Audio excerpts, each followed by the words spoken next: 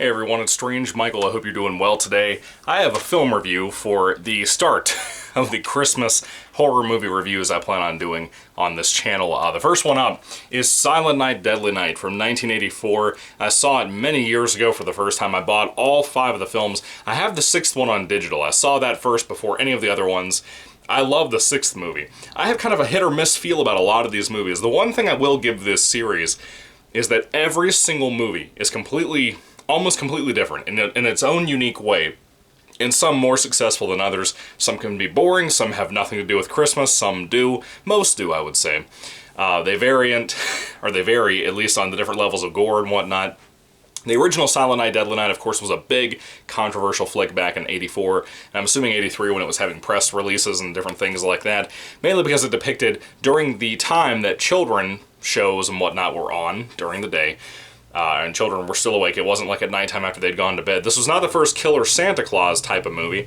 It depicted a man dressed as Santa Claus killing people as a slasher film. That's what this whole series pretty much is, off and on. In one way or another, it's some kind of slasher. Most of the time, I would say. It got in trouble for that. It became a big issue. Mickey Rooney, who starred in part 5, called The Toy Maker or whatever it was, complained about this. He was one of the most adamant actors in Hollywood against this film for whatever reason. I will say this, I am not amazingly impressed with this movie, and I'll get to why, of course. This is spoiler-free. But Silent Night, Deadly Night, what is this film about? You follow a young boy in the beginning of the movie named Billy, who is going to the it's actually pretty far away in the middle of nowhere, to an insane asylum in a very 80s setting, which I will give that to this film. The aesthetics of the 80s are all over this thing, not with neon, but like with wood paneling walls and stuff. Carpet everywhere. It's great. I love it. That makes me feel very homey. My house that I grew up in pretty much was almost entirely like an 80s wood paneling type of home. I love it so much to this day. Anyway, so not this house, not the one I'm here right in, but Billy's going to visit his grandfather with his mom and dad and baby brother named Ricky, and his baby brother is like an actual baby, like baby, like a couple of months old. They're going out to this place, and the grandfather doesn't know how to speak anymore. Of course, whatever dementia or Alzheimer's that he might have, for whatever reason, he's so crazy that he pretends that he can't speak and whatnot in front of the doctors and his parents and whatnot. This is the time before security cameras, so nobody could catch what happens next. They leave Billy alone by himself for a moment, and he kind of just wakes up out of his trance or whatever and scares Billy to death, talking about how Santa Claus is going to punish him if he's been bad at all whatsoever during the year. And Billy, that little boy playing him, is absolutely adorable. He's so pitiful. He looks like he's going to cry every time you have him on scene during that particular shot of the grandfather ranting to him. That grandfather, dude, the actor for him was phenomenal. Out of all the people in this movie, that is the guy that brings the best to this movie. His absolute best. He's so scary, and you just buy what he's saying about the Santa Claus thing. He's extremely quotable, too. Then the parents come back in the room. He plays like he's back in a trance, and no one heard him talk at all.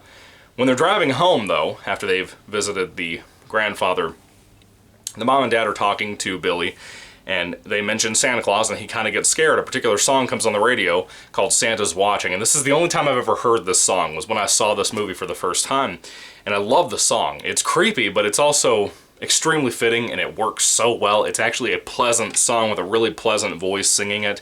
I really like that song, Santa's Watching, Santa's Creeping, or whatever it's called. But Billy freaks out, and as they're continuing to drive home, they get out into kind of the pitch black out in the woods. And we also kind of cut away at one point to a robbery that happened where a man dressed in a Santa Claus suit had shot a particular store owner that he was robbing. And this particular man happens to be on the side of the road now when Billy and his family are driving by. And they pull over just in goodwill and good cheer at Christmas time to try to help him out. Of course, this is on Christmas Eve, I believe. Pretty sure it was on Christmas Eve. It's been a few days since I watched the movie.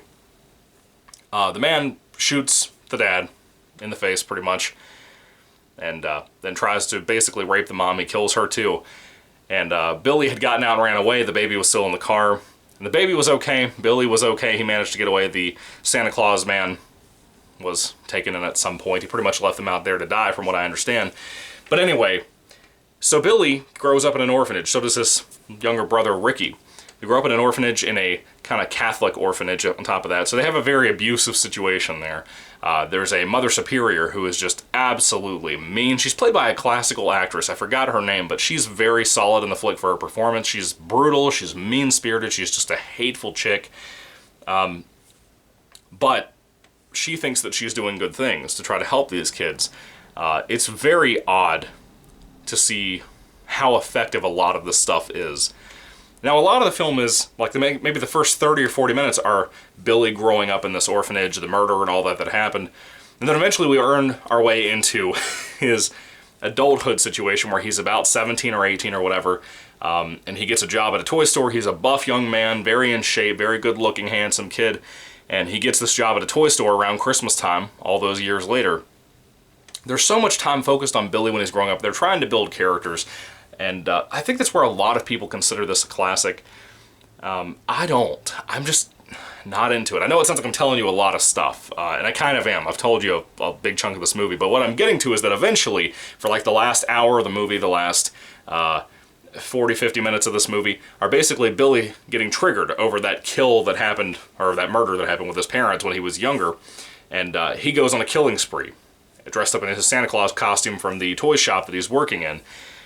And that's essentially what this movie is sold on, is the fella going nuts, going on a brutal crime spree. You have to wait a long time to get there, though, through a lot of stuff to get there. Most movies nowadays would not spend this much time on this. But oddly enough, the movie is an hour and 20 minutes. It's not very long at all, but it seems like it takes a lot longer to get to that finale, or to that really what the movie is sold on for slasher fans, more so than most movies would have done that even back in the day. To be a 1984 flick, the music's good, the settings look decent for a lower budget movie. This film is clearly very modest in its budget. But I will say this, I saw the unrated cut. I forgot to mention that this review is for the unrated cut only. It's the only one I've ever seen.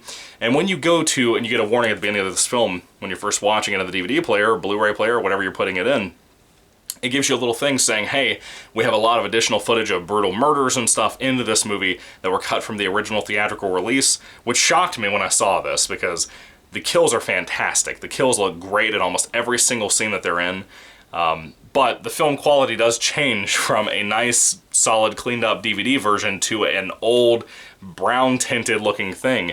And I've heard of some movies that have had this. I've never really seen anything aside from when they've modified Nosferatu back in the day. Otherwise, I've never seen a film that did this, and it's a big jump. It's going to distract you because it gets a lot grainier than the DVD quality that you're typically watching throughout most of the movie. But I'm glad I have it this way on unrated, because I get to see a lot of the things I've missed out on. For example, Linnea Quigley is in this. There's some great brutal blood involving her death that you would not have seen at all. You would have seen the end of that situation. There's a lot of Friday the 13th films I wish we had this treatment on, where we could see all the additional footage if it was still there. And I'm glad I own this copy because I got to see that. There's some really cool kills in here. There is quite a fair bit of blood. To me, there's a little bit of too much time in between each thing. I think there should have been a lot more bloodshed in it, as brutal and horrible as that probably sounds. I will say this, the film is a little slow to me.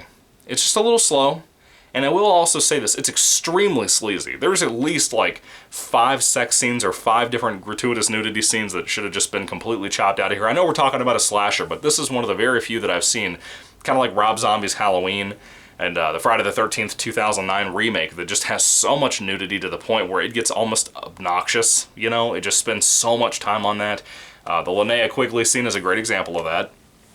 And it just, I don't know. I'm just not in love with this movie. I never have been. As a slasher fan, I'm a lifelong slasher fan. I'm not a dedicated slasher fan. I don't like how most low-budget horror films you see on DVD now and whatever, those types of slasher flicks are just kind of like the Silent Night, Deadly Night of their time, and it's just, I don't know. I feel like there's too much blandness to this movie, too much boring factor to it for me to really love it and appreciate it. It feels like a really solid short that should have just been about this guy going crazy, maybe some flashbacks to when he was a kid and that situation that happened with his parents, and then kind of going out throughout the whole night with his spree and the police chasing him, maybe a police officer main character somewhere in there. That's not what we got here. We got mostly Billy, and they're trying to build a good character, and I have to admire that when it comes to the horror genre. But I would say, number one, this is not my favorite of the Silent Night, Deadly Night films. Number two, it's not original for having the first Santa killer. It's kind of the most popularized, I would say, but it's not the first to do that. I don't remember what the original one was, but there was one before this. It's just an alright movie. if I'm being honest with you, I know I'm going to get a lot of flack for this if the channel ever gets some decent viewing on it at some point, like maybe over 1,000 views or something a video. I'll probably get trashed over that, but I can't help it. I just don't love this movie like so many slasher and horror fans do. Yes, I get the iconic nature to it. Yes, Billy in the costume, the Santa costume, he looks great. There's some really cool stuff. But I just don't click with it the way I do Halloween, Friday the 13th, Nightmare on Elm Street, Chucky, even some of the Texas Chainsaw Massacre flicks. Not all of them, not many of them, but some of them. I just don't click with the way I do those or like the Saw franchise. It just doesn't do anything for me a lot of the time. The gore is fantastic. The sledding scene is fantastic. I love that. But yeah, if you weren't watching the unrated cut, I don't know how much you would enjoy this. I don't think it would save much time. It'd probably be down to about an hour and 15 minutes at that point for that particular cut. I don't know. But it doesn't feel like it flies by. That's how slow this film typically feels most of the time, to me. But anyway, what are your thoughts on this movie? Did you like Silent Night, Deadly Night? Do you like the series? Do you like other films in the series more? I still think the remake from whatever year it was, 2012, 2010, whatever it was, I think that's a better flick in my opinion. There are some other films in the franchise that I like more. I do want to do a ranking video at some point for this franchise up to this point in 2021, where we don't have any more of the films coming out right this yet. But that's pretty much what I want to do at some point, is do a ranking video for these. Anyway, what are your thoughts on Silent Night, Deadly Night? Once again, put them down below. I'd love to hear what you have to say. If I had to rate this unrated version of the film, which I probably never watched the theatrical version just because there's so much that's probably missing that made this so effective at times, I feel like it'd be a really bad movie without the all unrated gore and stuff in it. That needs to be in there in my opinion. Anyway, if you cut that out, I wouldn't enjoy it probably. But the unrated version I would give about a 3 out of 5 stars. It's a very slow flick, but it has some great gore, some other things that I love, like the 80s aesthetic of the atmosphere and the setting and whatnot. It has some cool stuff in here. The guy playing Billy's great. Again, that grandpa actor's great. The little boy playing the younger Billy, like the child Billy, he's great. There's just so many good, solid performances in here, mixed in with a lot of garbage. Some decent line deliveries and stuff, but it drags. It drags for me. I don't know.